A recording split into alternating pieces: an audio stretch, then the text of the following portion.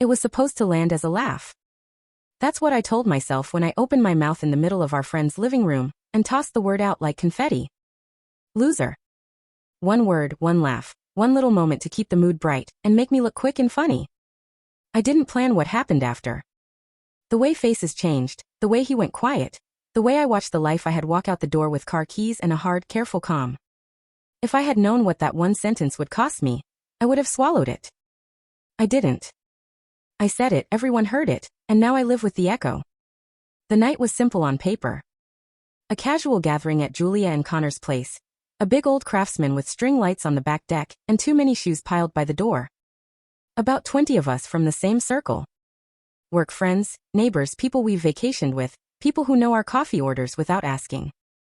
I was in a good mood before we even got there. My dress fit right, my hair behaved, and the first glass of wine hit like confidence. My husband, Evan, drove, as he always did, because he doesn't like me worrying about parking and because he rarely drinks. He's steady that way. He had on the blue shirt I like, sleeves rolled, quiet smile. I remember thinking he looked handsome and dependable, like someone you could count on if your tire blew on the freeway. When we walked in, the room lifted. That's how it always feels to me at the start of a party. Everyone warming up, people calling our names, hugs, the good kind of noise. I float in rooms like that. I know who needs an introduction, who needs a refill, who needs a compliment about their shoes. Evan doesn't float. He finds a corner, finds a person, and talks in a way that looks boring from across the room, but leaves that person smiling when the conversation ends. We've joked about it for years. I'm the stage, he's the foundation. The problem is foundations don't get applause. Stages do. An hour in, someone suggested a game to stir the pot, as Julia put it. Not truth or dare, nothing like that. Just a silly round of prompts in a big circle. What's your partner's most annoying habit? What's something they do that makes you roll your eyes? It was meant to be cute. The first few couples kept it gentle. Socks on the floor. Always late. Leaves cabinet doors open. Everyone laughed and toasted and took turns. When it came to me, I already had something loaded. The room looked my way. I made a face like I was deciding, opened my hands to sell the bit, and said, "Okay, don't hate me, but Evan can be such a loser sometimes. Like he'll stay home all Saturday organizing screws in the garage instead of being spontaneous like a normal adult. I swear he's 70 in a 36-year-old body." The laugh hit fast. I'm not going to lie about that. People laughed. Some of the guys groaned in that friendly way, and someone clapped. A few people looked at Evan and chuckled like, "You know we're kidding, right?" I grinned too big, and took a victory sip from my glass. Then I looked at my husband. He was smiling, but it was the kind of smile he wears when he doesn't want to make a scene, not when he finds something funny. His shoulders had tightened, just a little. His ears had gone pink. His eyes skipped past mine like they were looking for somewhere to land that didn't hurt. Before I could pivot or soften it, a woman across the circle spoke. Her name is Natalie. She joined our group last year after she started dating one of Connor's coworkers. She's not loud. She's not the center of the room. She's the person who takes empty cups to the sink and notices when the candle is burning too close to a curtain. She leaned forward, touched Evan's forearm, and said, not dramatic, not scolding, just plain, "You're not a loser. You're the sweetest person here." The room actually went quiet for a second. It wasn't long, but it was long enough for me to feel heat climb into my face. Evan nodded at her like thank you, then looked down at his hands. I tried to bounce the vibe back up. I made a joke about my own bad habits, how I leave curling iron cords on the counter, how I DoorDash coffee even though there's a coffee maker on the counter. People laughed, but the laugh had a wrinkle in it now. We moved on to the next couple. The game ended. Music came back up. But for me, the night had already turned. In the kitchen I found Evan rinsing a glass. I bumped his shoulder with mine. "Hey, you know I was just kidding," I said, keeping my voice bright so the room wouldn't feel the edge. He rinsed, set the glass upside down. "Sure," he said. "Just kidding." He smiled, a small one. "I'm going to step outside for some air." He did. Natalie passed him on the way in and offered him her cardigan because it was colder than it looked. He waved it off, polite, and went out into the dark. We left early. In the car, I tried again. "You're being sensitive." Everyone jokes like that. He looked straight ahead through the windshield. Not everyone calls their partner a loser in front of 20 people, he said. Not angry, just steady. Words matter. I rolled my eyes because I didn't know what else to do with the shame. Can we not turn this into a thing? I said. He didn't answer. The next morning he was quieter than usual. He made coffee and left mine on the counter like always, but he didn't kiss my head. He went for a long run without telling me. When he came back he showered, dressed, and left for errands with a simple back later. I convinced myself he'd cool off, that time smooths everything, that if I just acted normal we would be normal again. We weren't. The week had edges. He still did his part. Trash out, oil changed, packages signed for. But the soft stuff went missing. He didn't reach for my hand during shows. He stopped making dumb puns in the grocery store. He answered questions without adding questions back. Most of all, he watched me with a distance, like he was taking stock. I got defensive because defensiveness is easier than being wrong. I teased him for being dramatic. I told a friend on the phone he was sulking. I framed it like a man who can't take a joke instead of a woman who used a joke to put a man down. About 10 days after the party, I saw something and pretended I didn't. I was leaving the pharmacy when I spotted Evan across the street at a coffee shop patio. He was with Natalie. They weren't touching. They weren't huddled close. They were just talking, 2 mugs between them, his shoulders not tight for the first time since that night. He laughed at something she said, and it reached his eyes. I stood there with a paper bag in my hand, and a prickly feeling under my skin. I could have gone over. I could have waved. Instead I went to the car, shut the door, and stared through the windshield until the glass fogged from my breath. Then I drove home and slammed the bag on the counter like that would shake something loose.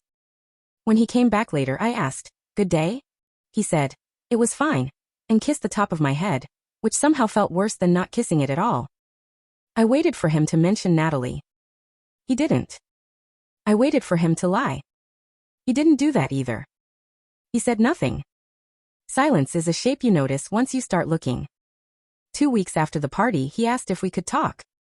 We sat at the dining table we bought together with the money from our first tax return, the one he refinished with his own hands. He folded his fingers and chose his words like he was stacking something fragile. "I've been thinking a lot," he said. "About how it felt to be laughed at while you smiled, and how that wasn't the first time you've done it, only the loudest. I kept telling myself you didn't mean it, that it was just your humor, that you'd never try to make me small on purpose. But intent doesn't change impact." I started to defend myself, but he held up a hand, not to silence me, just to finish his thought. "I love you," he said. "I've loved you for years. I've tried to brush off the digs. I've asked you not to do it. I've told you privately that it hurts. I can't keep asking. I can't live in a home where I am a punchline." He looked at me then really looked. "I'm going to stay at my brother's for a while." Panic replaced pride in an instant. I cried, which I'm not proud of saying because it wasn't a clean, honest cry. It was pleading. I promised I'd stop. I promised counseling. I promised him the moon if he'd just not leave that night. He was kind. He said, "I hear you," and he still packed a bag. He took only a few things, which made it worse because it meant he wasn't using the act of packing to punish me. He was just going. Friends heard some version soon after, because news moves.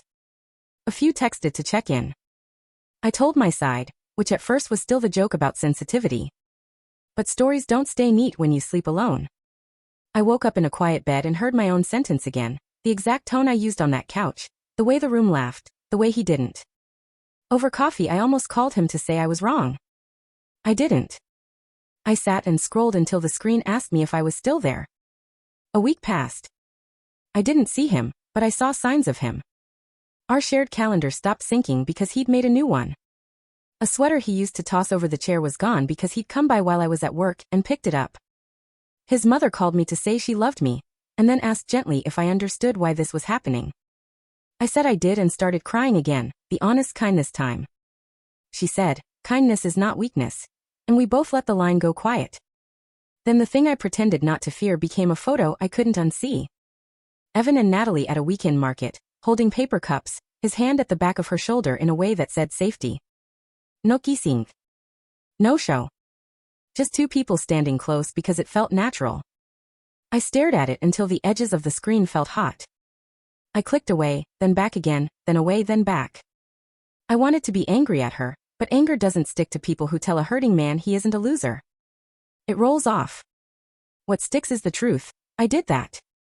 When the divorce papers came, they were clean. He didn't ask for the apartment. He didn't ask for money. He didn't ask for anything except closure and his tools from the garage. We signed at a notary in a strip mall between a nail salon and a takeout place. He wore the blue shirt again. I wore sunglasses inside, which looked stupid, and took them off. After, we stood on the sidewalk like strangers who used to share a life. I said, "Is there anything I can say that matters?" He said, "You could promise to speak about the people you love like they're in the room." I nodded.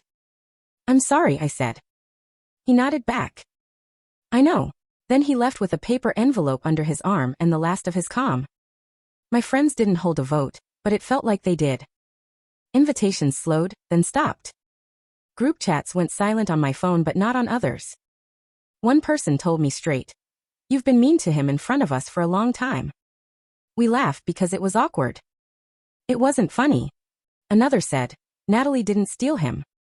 You let him go." It hurt to hear and helped to hear. Both can be true. I ran into Evan and Natalie months later at the park on a Saturday. They were walking a neighbor's dog. He looked good, lighter the way people do when they aren't bracing. She smiled at me first. I said hi and kept moving because I didn't want to make anything heavier than it had to be. That night I deleted the last video on my phone where I was at a different party making a different joke at his expense.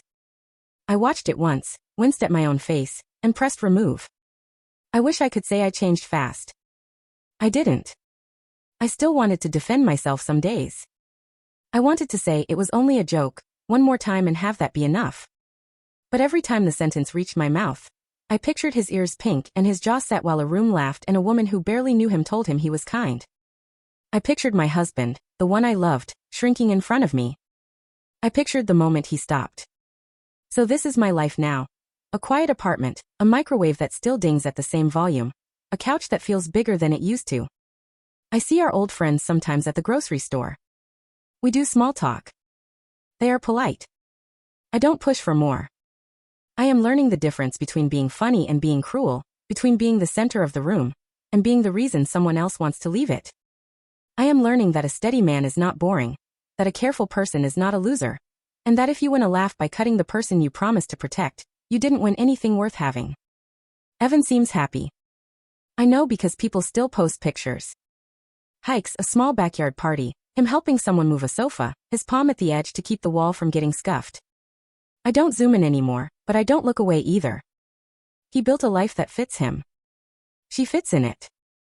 There's nothing dramatic to report. No revenge, no screaming, no scenes. Just consequence. He left a room where he was the punchline and walked toward a person who sees him as the point. I called him a loser to get a laugh.